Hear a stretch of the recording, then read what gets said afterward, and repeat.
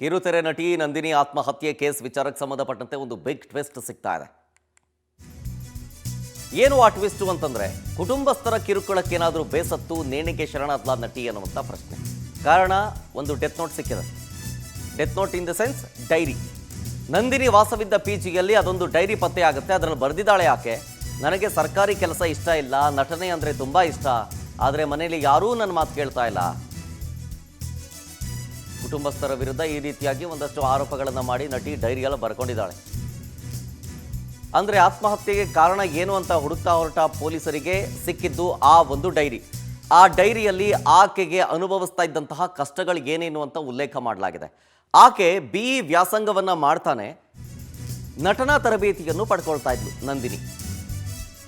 Engineering ವ್ಯಾಸಂಗ ಮಾಡ್ತಾನೆ acting ಕ್ಲಾಸಿಗೆ ಸೇರ್ಕೊಂಡಿದ್ಲು. RR ನಗರದಲ್ಲಿ ಆ್ಯಕ್ಟಿಂಗ್ ಟ್ರೈನಿಂಗನ್ನು ಪಡ್ಕೊಳ್ತಾ ಇದ್ಲು ನಟಿ ನಂದಿನಿ. ಕಾಲೇಜಿಗೆ ಚಕ್ಕರ್ ಆಗ್ತಾ ಇದ್ಲು ಹಲವು ಬಾರಿ. ಆ್ಯಕ್ಟಿಂಗ್ ಕ್ಲಾಸ್ಗಂತೂ ಹಾಜರಿರ್ತಾ ಇದ್ಲು ನಟಿ.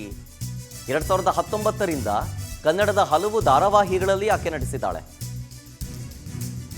ಅವ್ರ ತಂದೆ ಸರ್ಕಾರಿ ಶಿಕ್ಷಕರಾಗಿರ್ತಾರೆ. ಅವರು ಮೃತಪಟ್ಟ ಹಿನ್ನೆಲೆಯಲ್ಲಿ ಅನುಕಂಪದ ಆಧಾರದ ಮೇಲೆ ನಂದಿನಿ ಅವರಿಗೆ SDA ಕೆಲಸದ ಆಫರ್ ಬರುತ್ತೆ.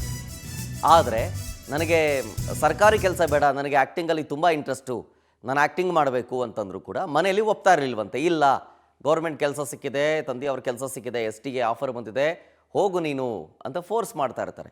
ಆಕೆಗೆ ಇಷ್ಟ ಇರಲಿಲ್ಲ. ಹಾಗಾಗಿ ಹಿಂಗೆ ಮನನೊಂದು ಸರ್ಕಾರಿ ಕೆಲಸ ಬೇಡ ಅಂತ ಹೇಳಿಬಿಟ್ಟು ಸೂಸೈಡ್ ಏನಾದರೂ ಮಾಡ್ಕೊಂಡ್ಲಾ ಅಥವಾ ಬೇರೆ ಏನಾದರೂ ಕಾರಣ ಇತ್ತಾ ಅಂತ ಅದನ್ನು ಪರಿಶೀಲನೆ ಮಾಡ್ತಾ ಇದ್ದಾರೆ. ಡೈರಿಲೇನೋ ಬರೆದಿದ್ದಾರೆ, ಬಟ್ ಡೈರಿಲಿ ಬರೆದಿರೋ ಅಂಶನೇ ಆತ್ಮಹತ್ಯೆಗೆ ಕಾರಣ ಆಯಿತು ಅಂತ ಕನ್ಸಿಡರ್ ಮಾಡೋಕ್ಕಾಗತ್ತಾ?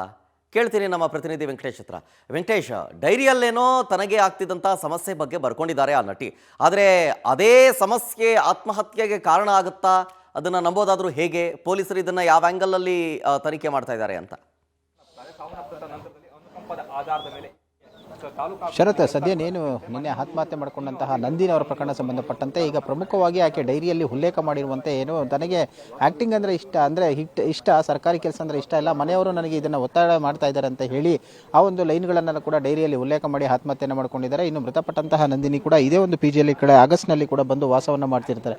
ಎಂದಿನಂತೆ ಕೂಡ ನಂದಿನಿ ಅವರು ನಿನ್ನೆ ಅಂದರೆ ಸ್ನೇಹಿತರ ಜೊತೆ ವಾಪಸ್ ಮನೆಗೆ ಬಂದಂತಹ ವೇಳೆ ಈ PGಗೆ ಬರ್ತಾರೆ. ಬಂದಂಥವರು ಕರೆಯನ್ನು ಮಾಡಿದಾಗ ಕಿರಣ್ ಅವರು ವಾಪಸ್ ಇವರಿಗೆ ಫೋನನ್ನು ರಿಸೀವ್ ಮಾಡೋದಿಲ್ಲ. ಆಗ ಭಯಗೊಂಡು ಆತ ಸ್ನೇಹಿತರಿಗೆ ಕೂಡ ವಿಚಾರವನ್ನು ತಿಳಿಸ್ತಾರೆ. PGಯಲ್ಲಿ ಇದ್ದಂತಹ ಈ ಒಂದು ಮ್ಯಾನೇಜರ್ ಏನಿದ್ದಾರೆ ಅವರಿಗೂ ಕೂಡ ವಿಚಾರವನ್ನು ತಿಳಿಸ್ತಾರೆ. ಬಂದು ನೋಡಿದಂತಹ ವೇಳೆಯಲ್ಲಿ ಆಕೆ ವಾಸವಿದ್ದಂತಹ ಒಂದು ರೂಮ್ ಏನಿರುತ್ತೆ, ಆ ರೂಮ್ನ ಒಂದು ಇರುವಂತಹ ಒಂದು ಟಾಯ್ಲೆಟ್ ಏನಿರುತ್ತೆ ಅದರಲ್ಲಿ ಕಿಟಕಿ ಸರಳುಗಳಿಗೆ ವೇಲಿನಿಂದ ಆತ್ಮಹತ್ಯೆ ನೇಣನ್ನು ಬಿಗಿದುಕೊಂಡು ಆತ್ಮಹತ್ಯೆಯನ್ನು ಮಾಡಿಕೊಂಡಿರುವಂಥದ್ದು. ಸದ್ಯ ಘಟನೆಗೆ ಸಂಬಂಧಪಟ್ಟಂತೆ ಕೂಡ ಒಂದು ಕೆಂಗೇರ್ ಪೊಲೀಸ್ ಠಾಣೆಯಲ್ಲಿ UDR ಪ್ರಕರಣ ದಾಖಲಾಗಿದೆ.